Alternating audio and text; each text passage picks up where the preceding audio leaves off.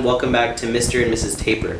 Today we wanted to focus on two big points that really made Miriam and I uncomfortable about the church, that ultimately led to us leaving the church. So last week we told our story of our journey out of the church, and this week we're going to focus on the reasons why, those questions that we had, all the information that we got, and why we actually left the church. So let's jump right into it. So Gordon B. Hinckley said, "Our whole strength rests on the validity of the first vision. It either occurred or it did not occur. If it did not, then this work is a fraud. If it did, then it is the most important and wonderful work under the heavens." Well, Gordon B. Hinckley, you probably shouldn't have said that, because there's a lot of problems with the first vision. Did you know that there are 4 accounts of the first vision? A lot of people didn't know that. I didn't know that until we started researching. But in April Conference 2020, they talked about how there are 4 different accounts of the first vision. Yeah, many of you may not know, but there's an 1832 account, an 1835 account, an 1838 account, and an 1842 account. 1832 was the first account written by Joseph Smith in his personal autobiography. In the 1832 account, there was no mention of 2 distinct beings. It was the mention of a single God. In the 1832 account, he was 15, not 14, and he wasn't wondering which church to join in the 1832 account, and there was no attack by Satan. That's stark contrast to the 1835 account, which was told to Robert Matthews, and Joseph Smith's scribe, Warren Parrish, is who wrote down the information in a journal. So in the 1835 version, there's a personage that testifies of Jesus as the Son of God, but that personage is never identified, and there is a bunch of angels in that account too. The 1838 account is the one that almost everyone in the church is familiar with. If you're an investigator and you're looking for the missionaries, this is the account that they give.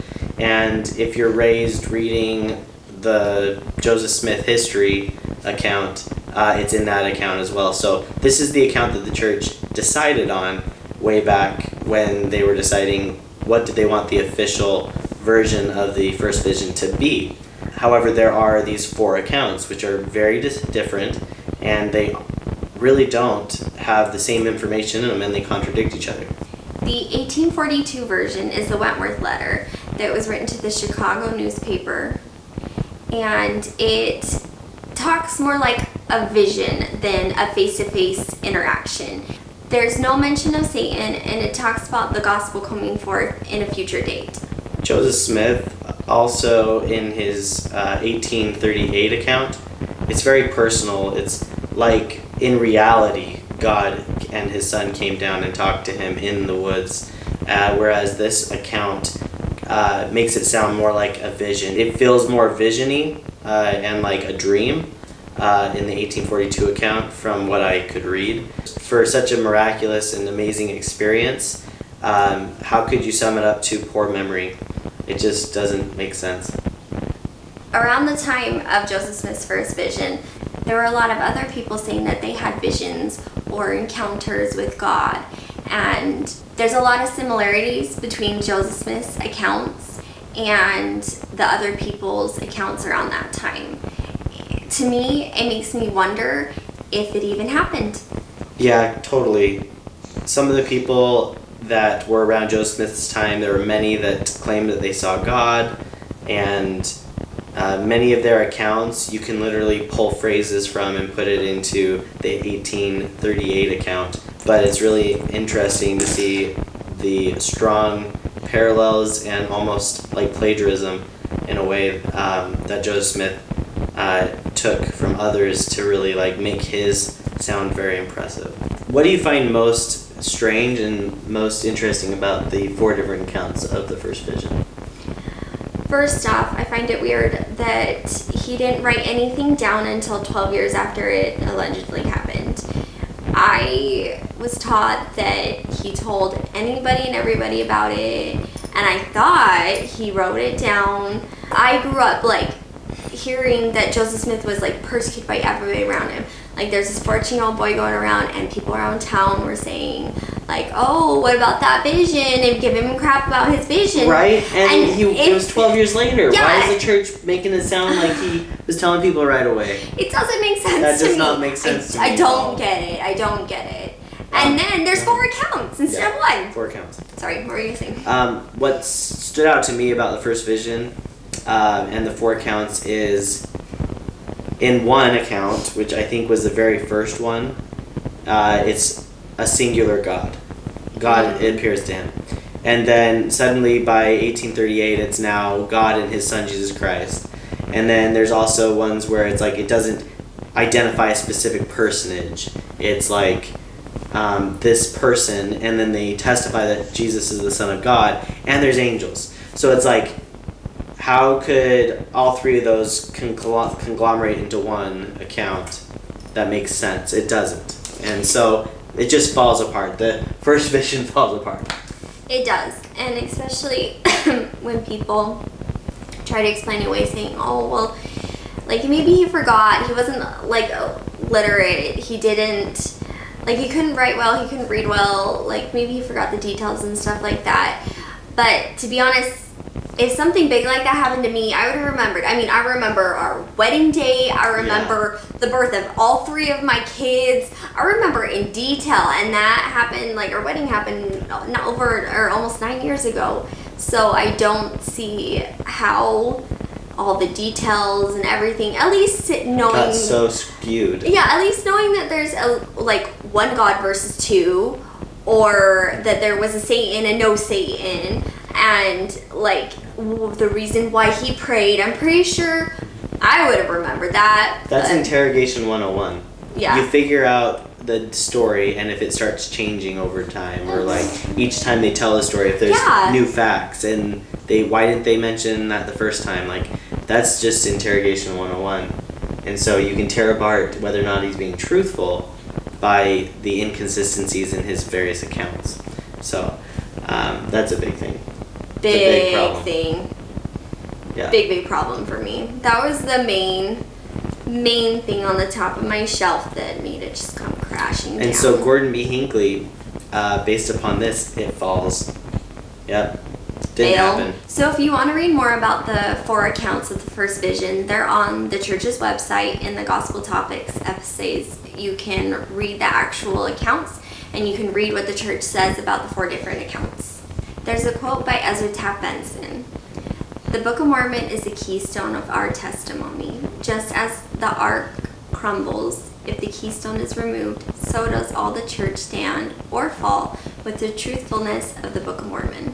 Another quote about the Book of Mormon from Jeffrey R. Holland in June 1995 in the New Era. Everything in the church, everything rises or falls on the truthfulness of the Book of Mormon, and by implication the prophet Joseph Smith's account of how it came forth. It sounds like a sudden death proposition to me. Either the Book of Mormon is what the prophet Joseph Smith said it is, or the church and its founder are false, fraudulent, and deception from the first instance onward. I love Jeffrey R. Holland's sudden death thing that he says, like, because obviously the Book of Mormon can't be true because Joseph Smith was a liar and a fraud, and we have court documents to prove it. Yeah. So I mean, like, instantaneously, like, Joseph Smith's character not holding up very well. No, it's hard to think that he could be an honest individual when there's all of these things against him. I have a hard time believing it. Yeah. So, Miriam, what broke your shelf as far as the Book of Mormon goes? There were 2 things. One was the stone in the hat, because I was not taught that at all. I didn't even know about it until I started researching. So the translation part of the Book of Mormon. So yeah, the translation part of the Book of Mormon. The other part of it was there was a lot of books around Joseph Smith's time that were written the same as the Book of Mormon's written. They had the same wording, and it came to pass and stuff like that, and it had So you're talking about View of the storylines. Hebrews and the War of 1812 and a lot of these books that Joseph Smith had access to. Yeah, so he had access to all these books, and if you look into it, you'll find it, which we can put some links under for it. But to me, he just grabbed everything he could. He's plagiarist. He took what was around him, used it, and built something. Made his own fiction that he passed as like scripture doctrine. And came from God. Yeah, and people believed it.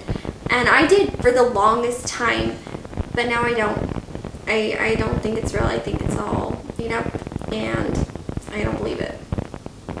I'm on the same page as you. Like, you literally took what I was going to say. Those are the big points for me in the Book of Mormon. During Joseph Smith's time in New England, there was a lot of folk magic going around. People were using peepstones, divining rods, glass looking to find buried treasure. Buried treasure was a huge thing in New England. Like, everyone was involved in it, and everyone was trying to get land and hope that they could actually dig up treasure to make a profit off of buying the land. So it was a huge thing in that time, and Joseph Smith took part, and his family, in treasure hunting. Between the age of 21 and 25, Joseph Smith was arrested 4 separate times for fraud. One of these times was recorded, and we actually have court documents to show that Joseph Smith was involved in glass looking. The judge was Justice Albert Neely, and the plaintiff was Josiah Stowell, and he accused Joseph of fraud. Joseph was convicted in this court hearing, and he had a misdemeanor. So just 4 years later, Link! It just keeps going. Alright. Anachronisms. Words and things appearing in a historical book that actually weren't around during that time. So for example, like steel, barley, like horses, Mr. and Mrs. Taper. Tapers. That's what apologists say. That's what apologists say. If you don't know that, we can explain it, but yeah. Basically, an apologist was trying to explain why Joseph Smith said horses, and because there wasn't horses then, and it's been proven through archaeology and anthropology. And basically, the apologist was like, well, there were tapers. Maybe he used the closest word to like taper. And then it's like describe it. So right, so it's like saying that they were riding around on tapers, which they couldn't hold people like horses. I'd like to see that. That's hilarious. Well, my brother-in-law made a funny animation. I'm going to throw it up on the screen. 4 years later, after Joseph Smith had been convicted of a misdemeanor, he published the Book of Mormon. So between the time he was convicted and the time it was published 4 years later, he was using the same methods of folk magic to translate the Book of Mormon. The church displays that process as Joseph Smith having gold plates on a table, and he is translating the Book of Mormon. And then in some instances it shows Oliver Cowdery, and Joseph Smith has the gold plates, and he's being inspired as he reads them and translates them. This is very far from reality. In actuality, he used a peepstone in a hat. He put it in a hat, put the hat up to his face, and that is how he translated the Book of Mormon. Yeah, here's a couple images showing the reality of how Joseph Smith translated the Book of Mormon. Joseph Smith didn't have the gold plates in front of him, and he didn't use this Urim and Thummim as we thought it was. He took a hat, dropped a pebble in it, and put it to his face. And he probably looked more like this, hunched over. Cool, because he didn't want the rock to hit him in the face. Right, you can't throw it this way, the rock will fall out. Oh gosh. You gotta use your brain. Folk magic, come on. Come on, folk magic 101. Oh, you want to know what happens to the Lamanites? Let me just see. Well, let me look into that. Oh yeah, they're not doing so hot. Hey, what are you getting in yours? It's stuff about the Lamanites. I gotta figure it out. I'm not seeing too much here. Do you think he was seeing anything in there? Probably just a whole lot of outer darkness. Just kidding. That's That's pretty good. Why don't they have paintings all over churches with rocks? Like with Joseph Smith's face in a hat with rock in the hat. Sam, that wouldn't sell paintings. No one wants to see his face in a hat. They want to see his face with the glow of the gold plates. No, I think it would scream cult, crazy cult. That's Just what a I think little it would. Yeah. It's already hard enough to believe gold plates. Yeah, Yeah. that's kind of true. Again, thanks for watching. As always, like the video. Hit that subscribe button if you'd like to continue watching our videos, and hit the notification icon, and it will notify every time we upload a video. We upload every Thursday. And as always, thanks for watching, and we'll see you in the next video. Bye. Bye.